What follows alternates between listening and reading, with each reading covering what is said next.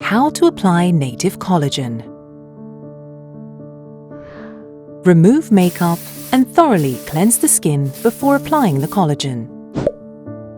Moisten clean skin with plenty of water and apply 2 to 3 doses of specially formulated native collagen to the face, neck and décolletage area.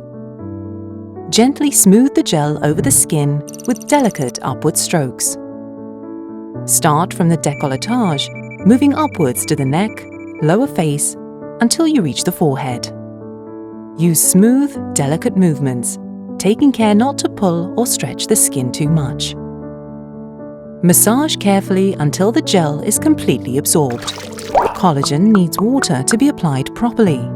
If you feel the product starting to get sticky under your fingers, wet your skin again with a sprinkle or spray of water.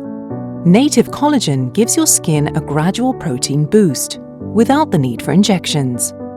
For long-lasting results, the collagen treatment should be applied regularly for approximately 110 days.